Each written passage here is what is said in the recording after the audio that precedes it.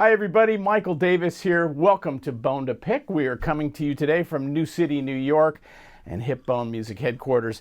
We are indeed very fortunate to have one of the most successful and in-demand trumpet players on the international jazz scene with us today, the great Joe Magnarelli. Mags, as he is affectionately known in the trade, has played with a myriad of artists. He cut his teeth early on with the bands of Lionel Hampton, Jack McDuff, Toshiko Akiyoshi, Connick Jr. He has released 12 CDs as a solo artist, the new one coming this fall. His extraordinary resume as a sideman includes work with the Vanguard Jazz Orchestra, Maria Schneider, Jane Monheit, the Tom Harrell Big Band, George Gruntz, John Hendricks, Jimmy Cobb, baritone titans Nick Brignola and Gary Smullian, the Carnegie Hall Jazz Orchestra, Walt Weiskopf, Don Sebeski, Joe Williams, Lincoln Center Jazz Orchestra. I can keep going, but we'll stop there for now. You get the idea. One of the great trumpet players anywhere in the world. He is on the faculty at Juilliard and Temple in Philadelphia. I'm honored that he's coming on today. He's a friend for many years, and I've been a lifelong fan of his playing. So, Joe, welcome to Bone2Pick. Thanks for making the trip up to New City. Thanks for having me. Hey, let's talk about you grew up in Syracuse, and you have I've always known about your association with Syracuse, a very rich town in terms of music and history and what have you. Maybe we'll start at the beginning with what made you get into music and the trumpet and all that. Yeah, I was thinking about it when you sent me the questions, and I can't really remember a time when there was a decision. I just was always a musician. And I can remember my parents bought a piano when I was actually my brother and sister played accordion, and they hated it. And my sister we're closest in age, and when she finally just, would cry and go upstairs because she didn't want to practice anymore, I would sneak in and play. And so that was and then they bought a piano, and I started playing piano. And in 6th grade, I took up the trumpet and guitar. And I had two very good teachers. My guitar teacher was very good, and my trumpet teacher in 6th grade was a guy by the name of Jack Palmer. I don't know if you're familiar with him, but he was a New York trumpet player, and his wife became ill. He was originally from Rome. They were both from Rome, so they kind of came up for her to kind of finish out, be with her family and all that. And his first day of ever teaching parochial school was my first day of 6th grade. Wow, okay. And he took out a trumpet and he played.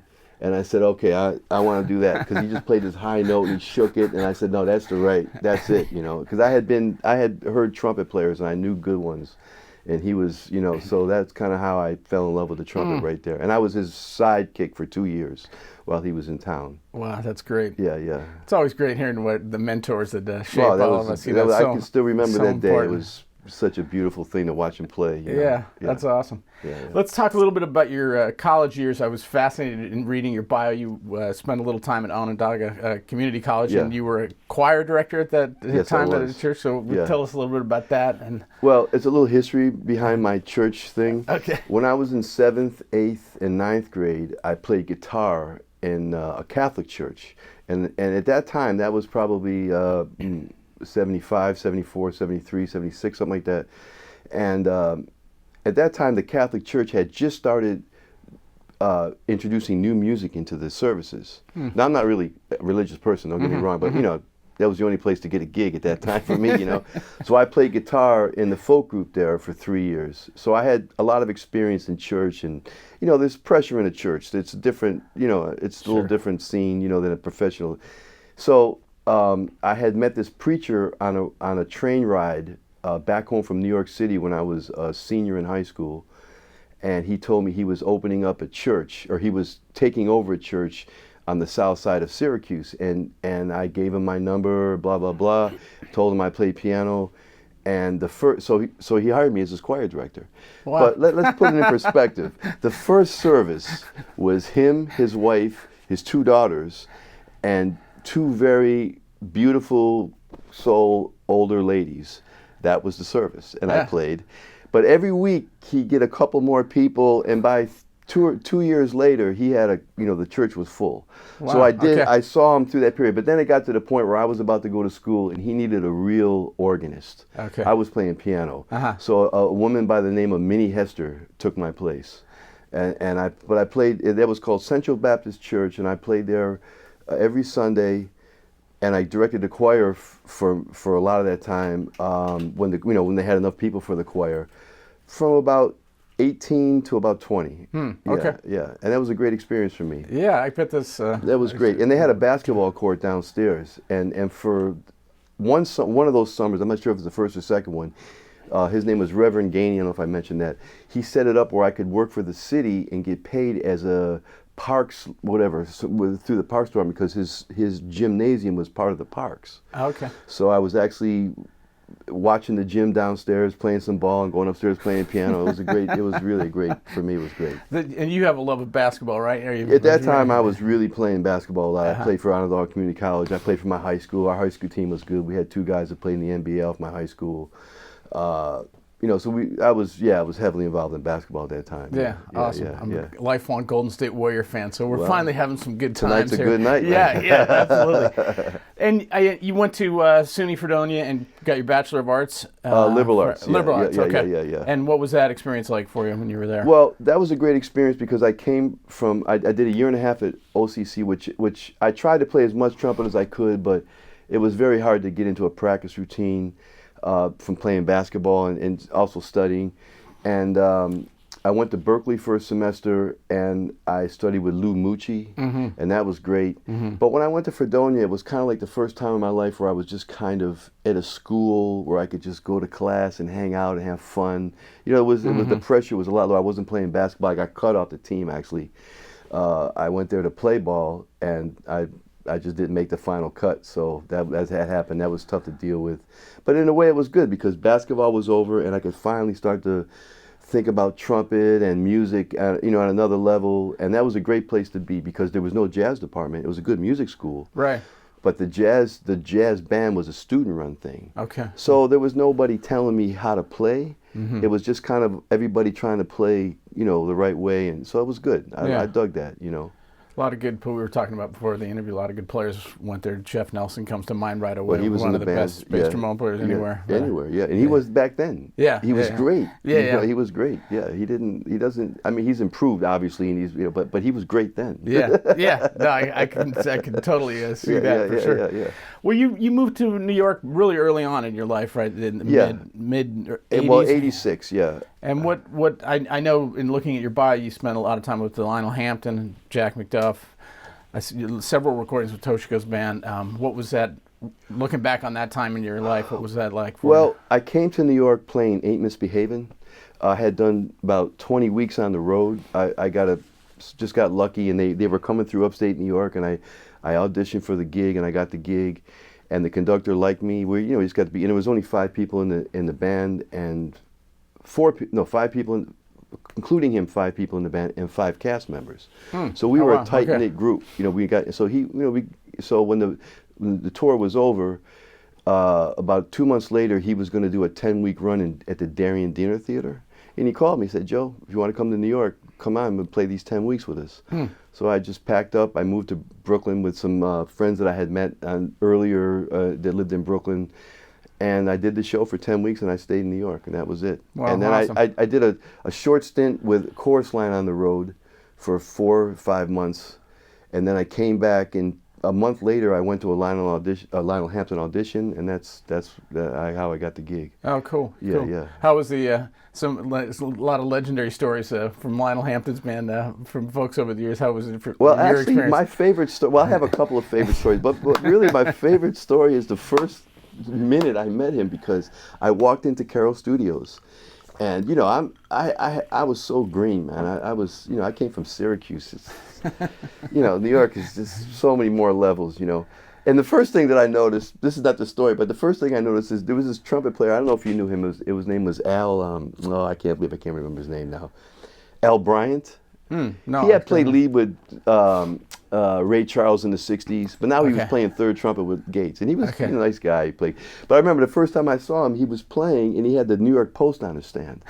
And I thought to myself, what is that, But the other funny thing was when I walked in the room, I walked by Lionel Hampton's Vibes, And it was so funny because he only had like an octave, because he had McDonald's, he had his coffee, he had some other stuff in the middle. Then over here he had his you know, his toilet bag, and he had another thing. So he had like he played his ass off. Don't get me wrong, but it was just like, I was just like, wow, how's he play? You know, and there was all kinds of, you know, ketchup on the vibes and stuff. So that was it was awakening. But it came down to me and Philip Harper. There was a lot of trumpet players there. So me and Philip Harper are playing on this rhythm changes. And then, I don't know, they just said, you want to make this gig Saturday night? I said, yeah, and then I was on the gig. And I thought I had, you know, really like, oh, wow, Philip's a good player, and I got the gig over him. Wow, man. And 2 nights later, I went to see Art Blakey's band, because I heard there was like maybe, you know, he was looking for, and Philip had the gig. So I said, like, well, go ahead, Philip. Yeah, you know, that was, you know. And Philip, to this day, me and Philip are good friends, man. Oh, that's cool. He's a great cat. Yeah. Yeah, awesome. And how about Jack McDuff? I mean, that's a legend, another legendary gig, right? That gig also was very lucky to get, because the guy that I moved in with in Brooklyn, his name was Andrew Beals, and he was playing alto with Jack at the time. So he had always told me, oh, I'm gonna get you on Jack's band. I said, okay. So I did a few times, and you know, it was like, okay, he's okay, blah blah. But about maybe 6 months after subbing here and there and once in a while, I got the gig. And then I did that for about 1.5 years. And that was basically 4 nights a week at Showman's, 2 weeks a month. That was kind of the vibe. And then I went out of town with him once in a while, but mostly the gig was at Showman's Cafe, like Thursday or Wednesday through Saturday, or Thursday through Sunday. I forgot what it was. And then it was great, man. You know, just hitting with Jack, it was playing really, all the time. Yeah, too, it was a great experience. Very cool.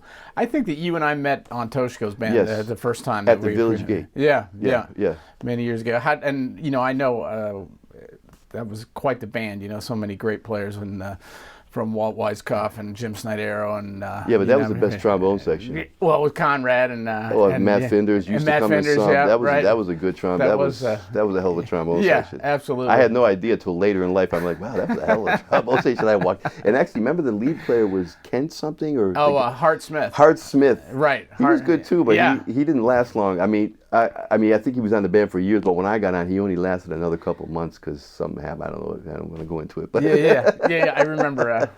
Something. He was cool though. He was cool. Strong player. Yes, definitely. Well, let's jump ahead and talk about your solo career, because I think more than anybody, people associate you with your own recordings and your own work as a soloist.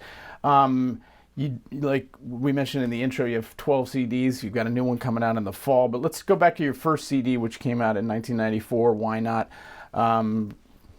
What was that like? What caused you to go in that direction? Pressure. Well, it wasn't a choice. I mean, like that was kind of the carrot, you know, because Jerry Teekins had a reputation at that time that he was looking for new talent.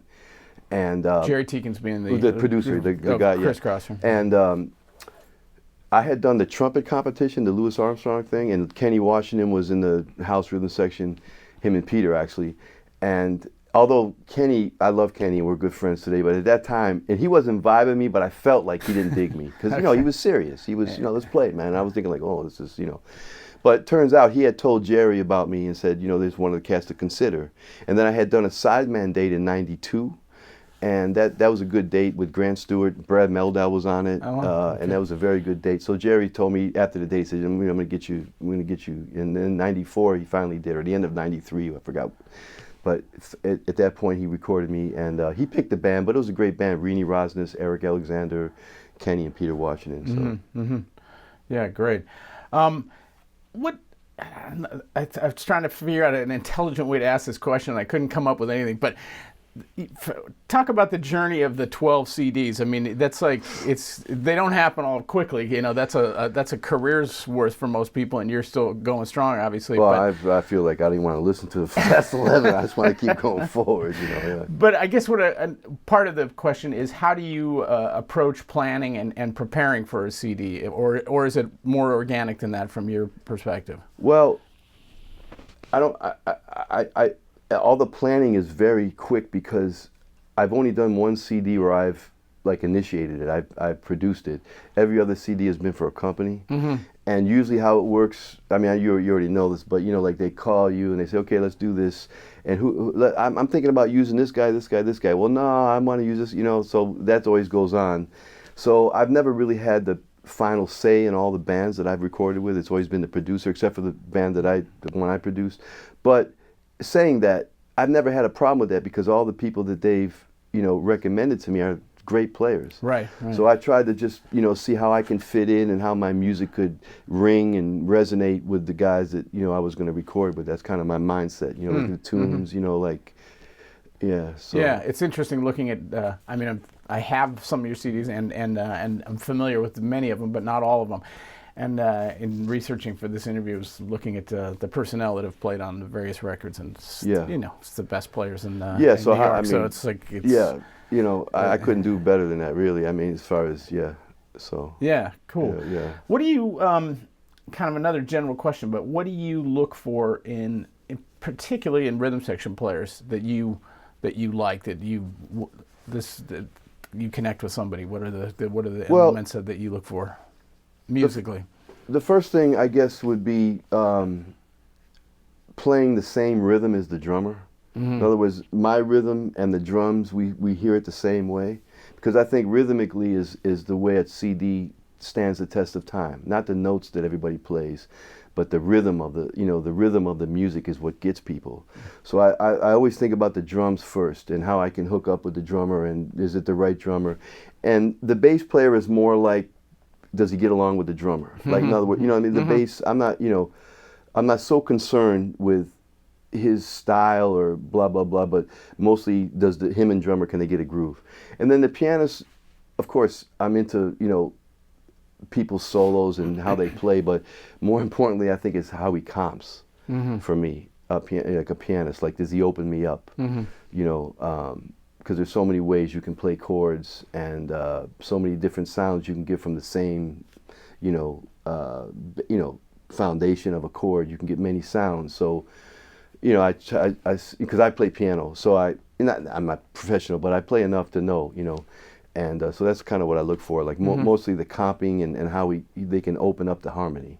Okay. Yeah. And what about in terms of horn players? I know you've worked a lot with like Steve Davis, and I think the combination of you guys is fabulous. It's just fun, incredible. Yeah. And you guys are coming from a hard bop kind of vocabulary, and it just works so beautifully together. But what do you look for in other horn players for the small group setting? Just musicality. No bullshit. Yeah. Because I don't have the chops to play bullshit. I mean, I do play bullshit, but I'm saying I don't have the chops to go over the top and all that stuff, So if I'm with a horn player that has those kind of chops and you're always going for that kind of over the top thing, I don't think we really sound good together. As far as, I can do a sideman maybe, but like as a leader, it's, it's a whole other thing when you're a leader. It's a lot more pressure and you have to play more. So I look for that, like musicality, and Steve, Eric, Alexander, Grant Stewart, Oates, those kind of guys are just, like real strong melodic players. I feel like I can gel with those kind of guys, Yeah, absolutely. Yeah. Let's talk about a little bit about big band playing versus small group playing. Not versus, but the two elements. You've certainly done a lot of both, that's for sure. Yeah. Do you put a different hat on when you're playing in the big band as opposed to a small group, or what? How do you look at it? Yeah, there's a different hat, but big band, there's different responsibilities. Of course, first and foremost, following the lead player and trying to play his concept of whatever music it is. And of course, the more you play with somebody, the easier it gets, and the better they are, the easier it gets also. But that kind of thing in a big band.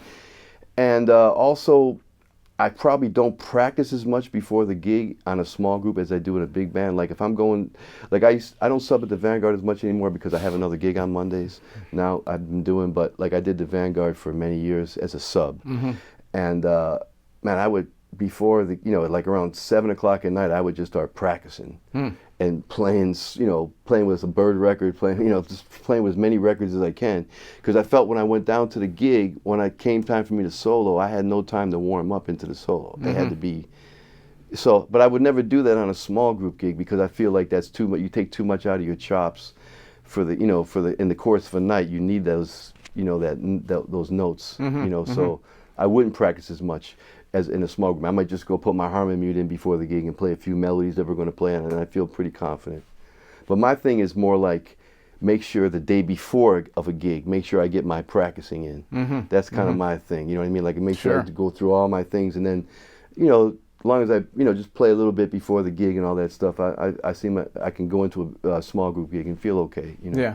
Yeah. Oh, I couldn't agree more, especially from the physicality of the brass perspective. Yeah. You know, you got to be, you know, it's the day before you got to be putting some time in. But if I'm going to a big band gig, I will practice a lot before the hit. Wow, just to get loose, because usually I don't, 99.9% of the time I'm not really there to play any high notes. I mean, I have to play maybe up to a C sharp or a D once in a while, you know, but it's nothing that I have to like sustain up there, you know. So it's a different. I just get into a different head. Yeah. It's interesting, is in great lead players that I talk to, your name always comes up as one of the great section players. Same as like Scott Wenholt is another one that comes up, and he's a great jazz player. But you guys know how to play in the section, and you don't bring this. You know, you bring a different set of tools really to the approach to section playing. It's really interesting. The difference with Scott though is that he could actually stand there and play lead. He doesn't want to tell anybody that, but I know he can because I've seen him. I've heard him do it very well. But I'm glad to be associated with him. I'm very happy. Yeah, but actually, to be honest, man, when I started subbing in the band, it was Drews and Mazzella were there, right? And they were excellent section players. Like Drews played, like he really played. So I learned a lot. I learned that there's a high standard for that, because other bands I had been in, guys wasn't the same level of concentration and not accepting any mistakes. Right. I mean, mistakes happen, of course, but so that was good training. Yeah. I think.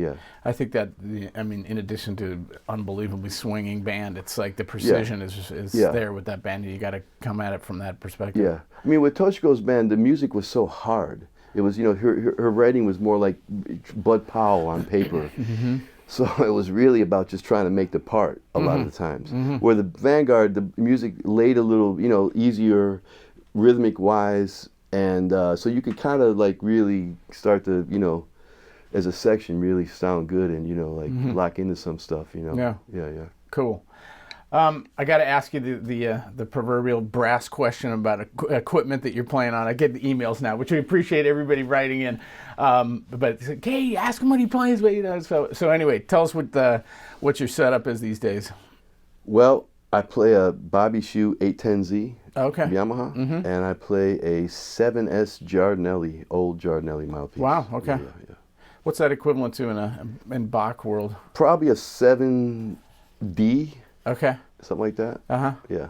But the backbore, from what I'm told on that mouthpiece, fits my Yamaha. And I think they're right because it feels good. Oh, okay. How long have you been on Bobby's horn? 2011. Okay. So 7 years. What were you before that? I played a Constellation, and I played about 7 of them. And I could never find the one. But I mean, those are good horns, but I finally gave up. But yeah, I played a Constellation from 2000 to 2011, like 11 years. I played a Martin Committee for a second, and before that it was Bach. Okay. Let's talk a little bit about your the teaching side of your career. I know you're on the faculty at Juilliard and at Temple, which to me, talk about a great trumpet faculty at Temple between Terrell and Nick and John Swana and yourself. Pretty and also Mike Natali. And Mike, of course, right. Actually, Mike's a bad dude. Yeah, totally. Well, and you're active, of course, around the world as a guest artist with various programs. Yeah. Talk to us a little bit about your teaching and how much of how big a part of your career is the teaching side of things. Well, it's a big part because for 2 reasons. Obviously, because it equates to gigs and working, and the other thing is I feel like as musicians our lives are so blessed that we need to give back to younger because like we just talked about, when you meet older musicians who really influence you can't put a price on that. So I enjoy I really enjoy master classes because I feel like I can be more of a coach, and I guess what I try to convey to the students is that you don't need that much talent. You just need a little talent and desire, and if you put in the work, you can achieve anything. And it's it's true. Especially at my age now, I can totally see that. And so I guess that's what I try to convey. The first thing is that just don't let anybody tell you that you can't do anything, at the same time have specific goals and dreams, and then have a plan to make those things happen. And even if the plan doesn't work, make a new plan, or maybe you have to switch, but always keep those kind of things in line. So that's what I try to convey to kids, And then as, like teaching privately in the schools, it's a little deeper, we get into, I don't really teach trumpet, I teach improvisation is really what I teach. We just study like Freddie Hubbard tunes, Tom Harrell tunes. I try to get him to play through all the classic tunes, like D minor Mint from Freddie, Blue Spirits. They're hard kind of involved tunes that are off the beaten path, because that's what they should be studying. They should be, they're going to get Donna Lee and all those other tunes at sessions. But if they can get into like deeper songs with deeper harmonies, and realize that it's just a disguise for the same old thing every time, really. So that's kind of my angle, because I play a lot of, I practice piano every day, so I'm kind of coming from that perspective in a way, Yeah. I'm ready to take lessons with you. No, That sounds like a great approach. I love it. That's fantastic. Here's what I was. Can I say something? Yeah, absolutely. We subbed for Toshiko at the Village Gate, and I knew about you already from Herb Besson, because you played a solo on number 20, because he always opened up 20, and you played a solo and you played a cadenza, and I was like, wow, this cat's bad, man. Wow, And then I played a solo on the next tune, and you turned around and you said, yeah, man. And I was like, oh, that meant so much to me, man. And actually, we haven't really worked that much since, but that meant so much to me that night, Man. And you just turned around and said, yeah, that was it. You just like, yeah, like that, and I was like, oh, yeah, it was such a thrill, That was 1991, I think. Yeah, that was about that. Well, you're very kind to say that. No, it's true, man. I was a fan instantly when I heard you, so that's great. Could you? Another one I'm trying to phrase in the right way. If you know what you know right now, and but you're a young person now, or in your early 20s or mid 20s, and you wanted to become a jazz musician, how would you approach this business? It's changed dramatically since we were in our 20s. How would you, and I'm sure you'd advise your students on this as well, but how would you approach trying to build a career as a jazz musician now? Well, there are many compartments to go to it, I think, but the first one would be to make sure that your work ethic is online, so on point, so you'll be considered one of the best players of your generation. Whether you're not or not, but at least you have, like, in other words, your work ethic tells people around you that, oh, this cat's serious. I think that's the first thing, because it's the gigs so you have the good players are going to work, but okay. The second thing I would say is just network and get involved with people. Like, if there's a club you want to play at, don't ask the club owner for a gig right away. Just go there and hang out, and maybe sit in, and let them see you, and then they also think, oh, and he's also a serious musician too. Wow, okay, so that I think that's a good way, and like with musicians too, if there's musicians that you want to play with, instead of just right away trying to show them how good you are, wait a minute and try to maybe build a little relationship first, and let them know that you're a good person, and that you want to work and you have the right intentions. Other than that, I think just go for it. But as long as both things are kind of in line, I think that would be my advice. But make sure, the most important thing is to make sure you have your work ethic. If you didn't come to town like Ryan Kaiser or Greg Gisbert, then you need to have a work ethic, or Nicholas Payton. Right. If you got those going on, that's different. Then you should just be calling people up and telling them you need to work, but which they did, and they deserve it. But Yeah, no, that's a great piece of advice, and I think we had Terrell Stafford was on the show a couple years ago, and he said a similar thing. Be around, show up, let people see you. You don't have to push too much, but you're there, and they get to know you. They see that you're, good dude, and then the playing comes after that. It's like it can be a very organic experience. You got to be patient, but as is always the case. But as we're kind of winding down a little bit, what's your favorite CD that you've recorded as a leader?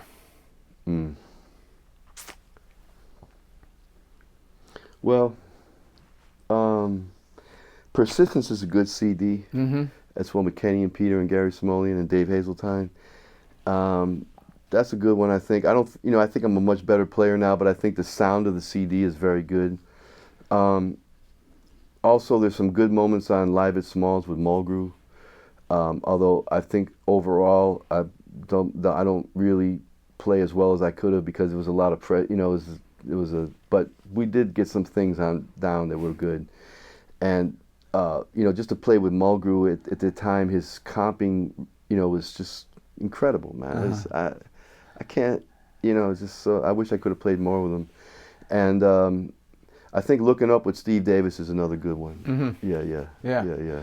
We got to check all of those out, all of them, but those three in particular. I have to go online and check those out. And how about your favorite CDs that you've played on as a sideman? I'm sure there's many, but there's some that jump out at you right away. Well, a couple of Dick Oates records are good. I think one's called Southpaw, and the last one that just came out, I forgot what it's called. Those are good. I can't really. It's hard to remember.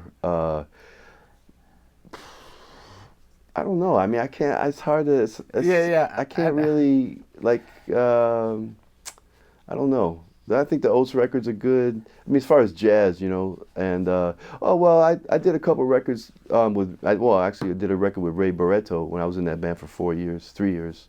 That's a good record. Uh-huh. I did some arranging on that record. We got nominated for a Grammy. We did one of my tunes, and that's a good record. Yeah. I thought it was good. Yeah. Yeah.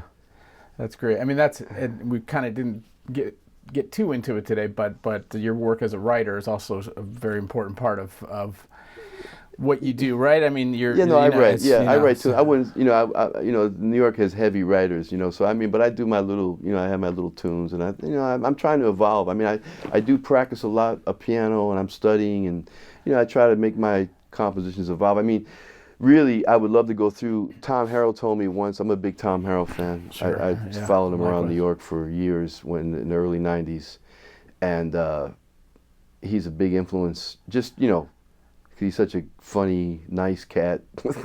He has this thing, but it's not. It's really he's such a beautiful guy. And he told me once, which I think we all should think about, is that he would write a tune every day. Really? Wow. And I think I need to go through that phase. That might, I think that would be a good phase to go through at some point soon. Yeah. That's an aggressive. That's a good. But I goal, think when you do that, you really start to learn, how you keep writing the same tune over and over again, and it forces you to try something different. Because I feel like with my tunes, I've written the same 4 tunes, Yeah, I know what you mean. 7 or 8 times, I know exactly what you mean. I'm sure that's not the case. They keep it a little better, but it's the same formula. If you were like, oh, there it is. Oh, there it is. I forget who it was who was talking about Woody Shaw, and I think it might have been Alex Sipiagin said something like, well, he's playing the same solo all the time. It's the same stuff. And I know he was half kidding, but I think that's just the nature of the beast. Either from an improvisation standpoint or a composing standpoint, you're going to play what you play and what you write. I mean, do we? Can I ask you a question? Yeah. Do we really improvise? Yeah, right. I mean, I think we do. Yeah. We improvise off our own language. Right. But it's still stuff we know, and then maybe 5% of the time you might come up with some of your own stuff. But right? I mean, you gotta. Yeah. I think you're absolutely right. And Woody's stuff was. Yeah. Freddie's wasn't too bad either. Yeah. Well, speaking of projects, as we wind down here, tell us about what's coming up for you, and in particular about the CD that's coming out in the fall that you mentioned. Well, I just had one released on Steeplechase called Magic Trick, and that's with Andy Fusco, Byron Landrum, Ben Wolf, and John Hart. Oh, nice. Okay. That just came out a month ago. And then I just did one with Ralph Moore for Corey Weed's Cellar Jazz, and that's with Anthony Wanzi, George Flutis, and Desron Douglas. And we did the music of Tad Dameron. That was the guy, I guess, whoever financed it, wanted to have a CD of music of Tad Dameron. So that's what we did, and it'll be out in October. And I think it's going to be good. We did it for a live audience at the Domena Center on 32nd Street. Oh yeah, sure, yeah. Uh-huh. And that was a nice scene, man. Yeah. A nice big room, and the people kind of gave it. I like doing that. I think it's a good idea to invite people to the record date because, you kind of get less into your own head in a way because you have to worry about other people, and I think that's a good thing. Yeah, yeah. Sometimes I feel like I get too much into like everything I do wrong is, and then you get the feedback from the people in the audience that, well, maybe it wasn't so bad, just keep going, just keep playing, That's cool. In terms of your live work, you mentioned you have a steady Monday night. You're doing when I'm in town, whenever I do this Monday night thing now at the 11th Street Bar. Okay. Originally, it was Charles Davis's gig, and I played with Charles for about 20 years. And I used to sub for him, and I used to sub for the trumpet player too. But then things happened. Charles passed away, so now it's me and Grant Stewart do it, and do it every Monday, 8 to 11, and that's a great gig. A lot, it's like a musician hang, and then every Thursday I play at Mesro at 11 o'clock with a trio. Nice. So I have it's kind of my 2 steady gigs, and then other things, and then I'm gonna be in Europe a lot this year, starting in July. I have 2 or 3 weeks of my own under my own name, and then I'm playing with Jesse Davis for a week, Spike Wilner.